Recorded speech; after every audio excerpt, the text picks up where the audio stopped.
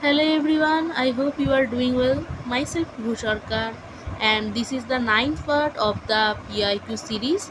Here I am going to discuss June 2009 English paper with explanation.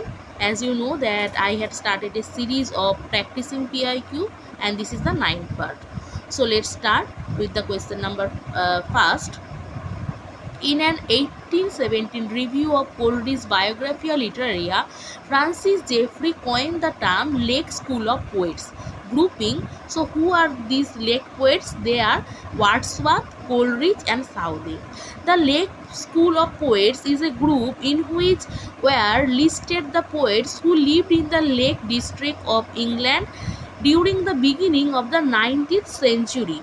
They are mainly poets of romantic age or movement. So, who are the lake poets? Wordsworth, Coleridge, Southey. Then our next question, I am the enemy you killed, my friend. I knew you in this dark. So this is the famous line from Strange Meeting. The above lines are taken from the poem Strange Meeting written by Wilfred Owen. He also wrote Insensibility and Anthem for Doomed Youth and Futility. So these are his famous poems, which is Insensibility, Anthem for Doomed Youth and Futility.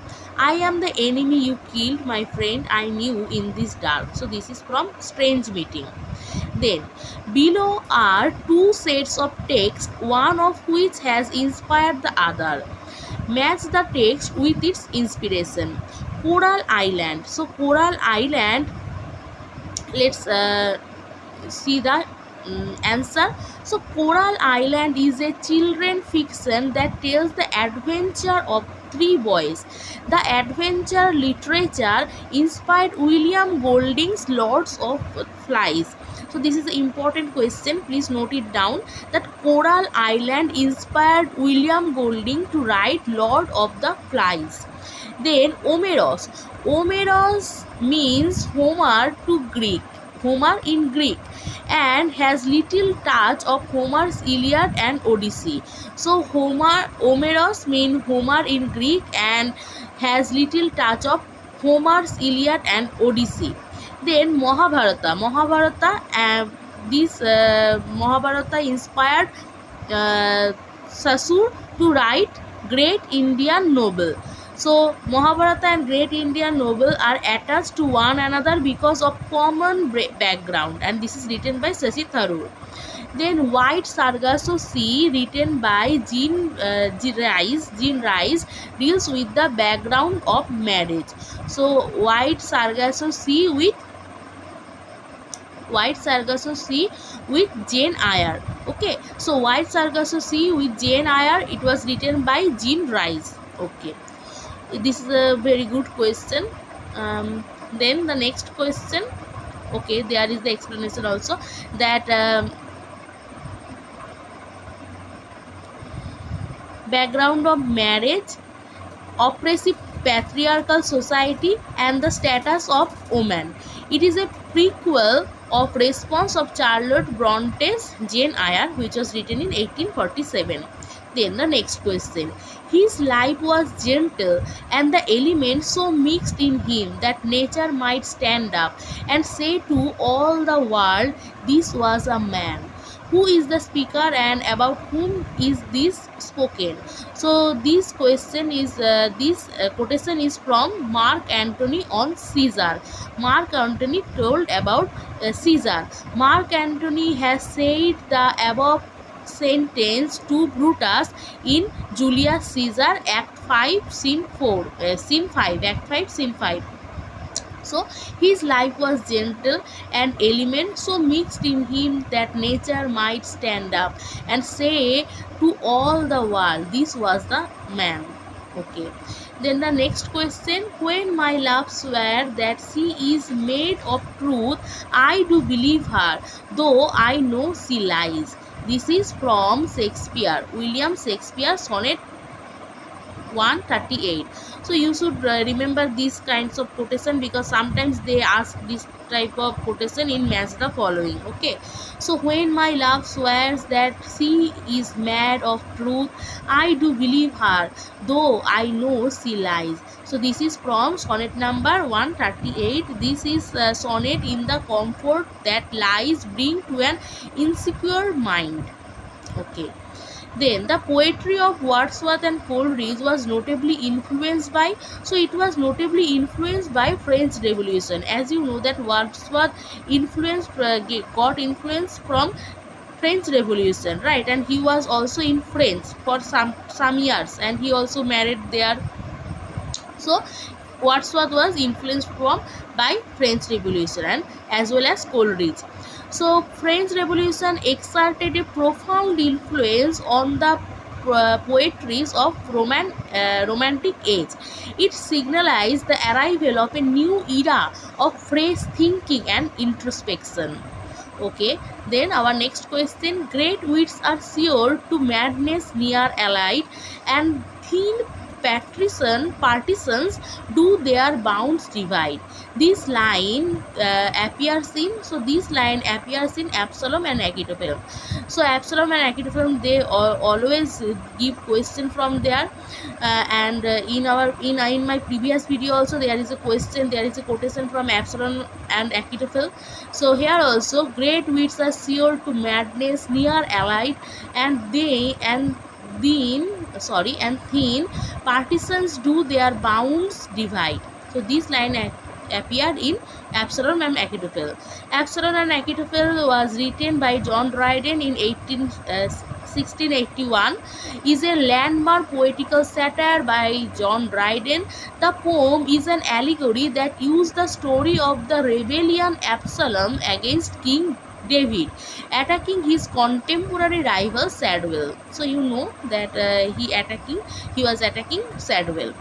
Then, who among the following developed the term strategic essentialism? So strategic essentialism was developed by Gayatri Chakraborty Spivak. So let's know about Gayatri Chakraborty Spivak's the term. So she is an Indian literary critic theorist who introduced this strategic essentialism concept in post-colonial theory during 1980s.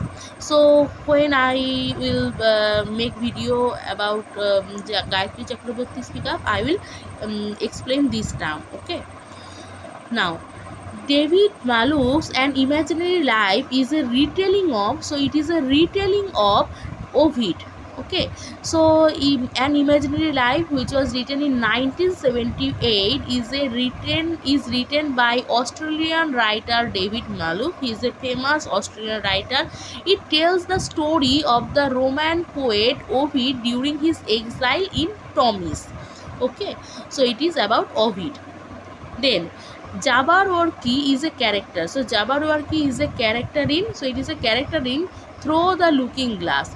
Through the Looking Glass, it was published in 1871, is a novel by Lewis Carroll.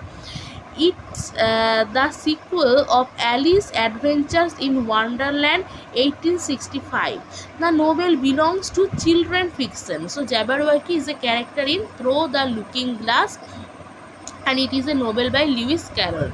It is also a sequel of Alice Adventures in Wonderland. So it is a famous children fiction, you know, and it is the sequel Through the Looking Glass. Then, which of the following statements is the most accurate regarding Edward Said's thesis in Orientalism? So let's see the answer first. The answer will be C, mean 1 and 5. Okay, so the European used the East dialectically to describe their self-image as irrational and primitive. So the Europeans used the East dialectically to describe their self-image as irrational and primitive, and the Oriental people use the West oppositionally to define their self-image as rational and modern. So I will explain it because my next video will be on Edward Said. Okay, so I will explain all his theory, all his concepts and ideas. Then the next question, SST, um, assertion and reasoning. Okay, so literary and historical periodization often has nothing to do with the lifetime of writers. Thus we see two writers born in the same year belonging to the two separate periods. Okay. Hmm.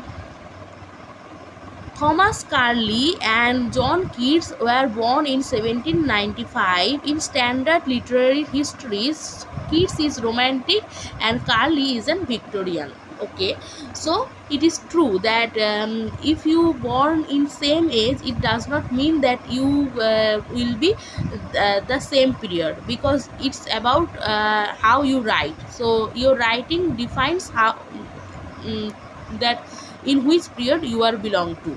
So kids belong to the romantic period and Carly belongs to Victorian period. So it is true. Okay, everyman is, so everyman is a, the answer will be everyman is a the summoning of every man, or the summoning of every man usually refers to as every man is a late 15th century morality play. So it is a morality play. Okay, morality play means where you talked about people's feature, and miracle plays where you talk about the miracles done by the saints. Okay, so this is the example of morality play. Which of the following shades would you call the poets of movement? So this question repeated this time, this last exam. Okay, so who are the movement poets? So that's how these they repeat the question. Okay, so the movement poets are Elizabeth Jennings, Philip Larkin, and John Wayne. Elizabeth Jennings, Philip Larkin, and John Wayne.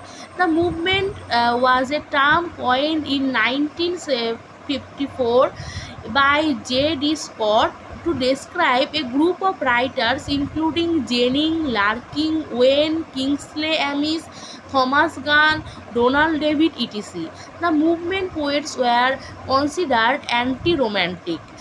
To these poets, good poetry means simple, sensuous content and traditional, conventional and dignified form. So who are the who are the movement poets? They are Jennings, Larkin, Philip Larkin, Wayne, Kingsley Amis, Thomas Gunn, Donald Davy. Then Doris Lessing's interest in, so his interest in Sufism is widely recognized. Doris Lessing, she was born in 1919 and died in 2013. She also wrote Grass is Singing. So she was a British novelist, poet, playwright, and Lessing was also awarded Nobel Prize in 2007. So she was influenced by Sufism. Okay, then. Periphrasis, which is roundabout way of speech and writing, is also known as,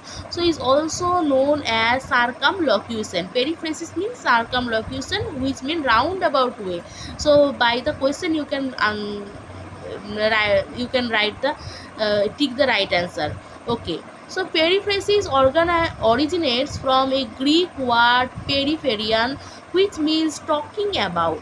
It is a stylistic device that can define as the use of excessive and longer words to convey a meaning which could have been conveyed with a shorter or in a few words expressed by circumlocution.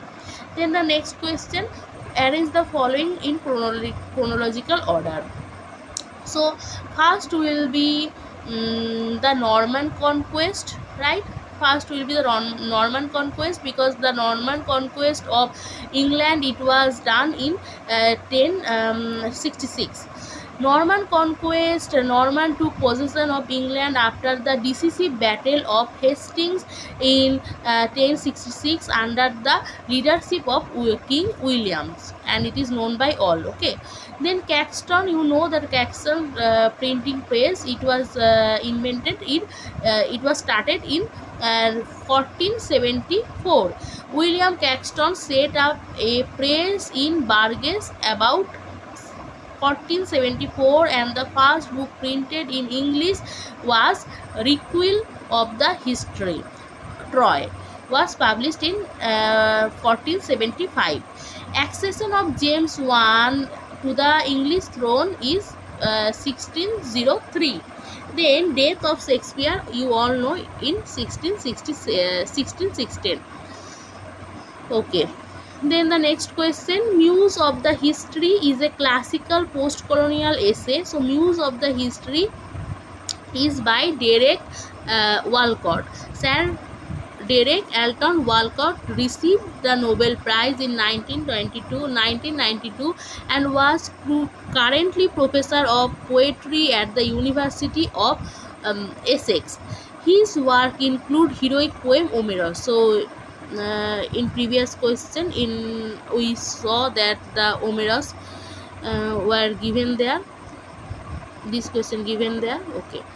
Then the next question, question number 19. Do I contradict myself? Very well often. I contradict myself. I am large. I contain multitudes. These above line, the above lines are from. So these line are from Walt Whitman.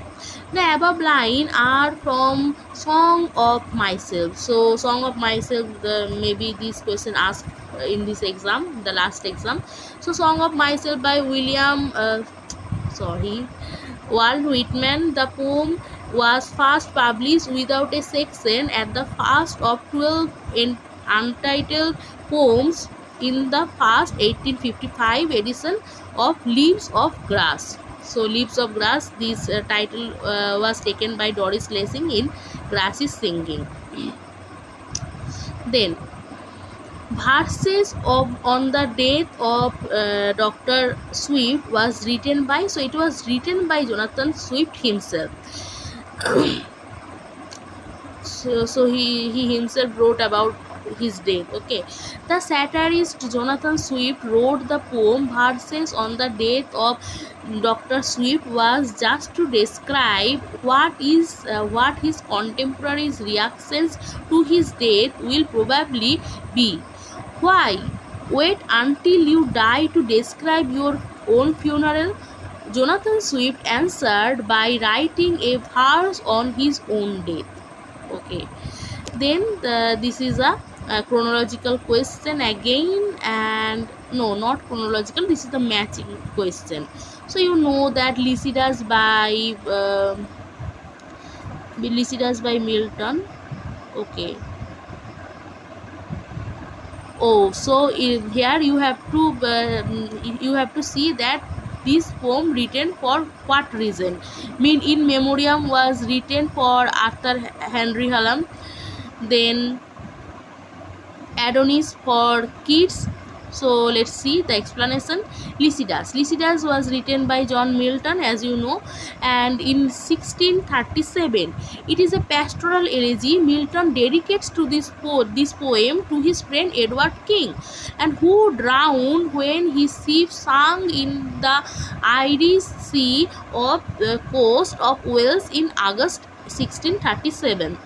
Then Adonis was written. This time this question was asked. So Adonis is a pastoral elegy written by P.B. Shelley in 1821 on the death of John Keats.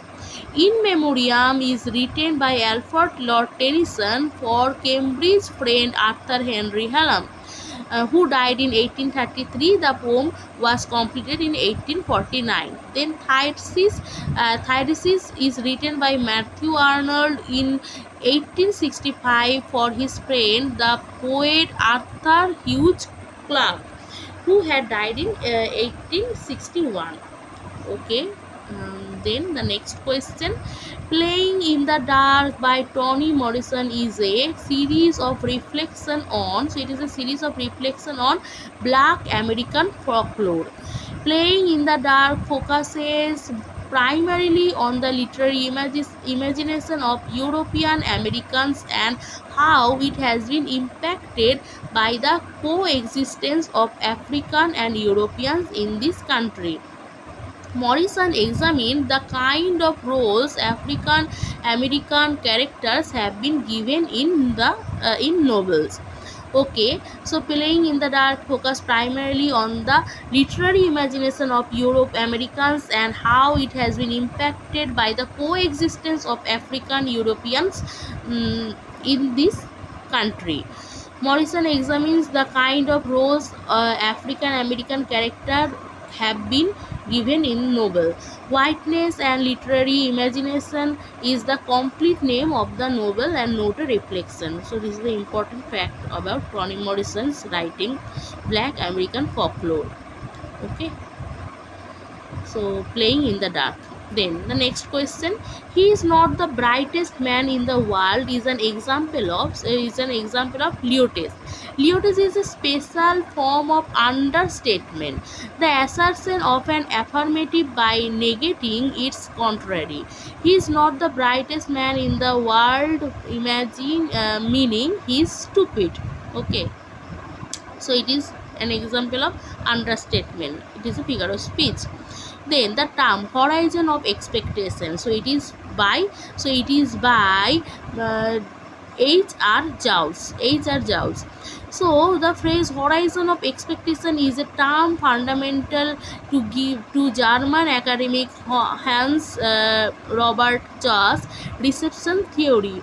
According to Scha's, the reader approaches a text armed with the knowledge and experience gained from interaction with other texts. These earlier texts arouse familiarity for the reader based on expectations and rules of genre and style. Okay, so horizon of expectations from reader response theory, and it is by H.R. Giles.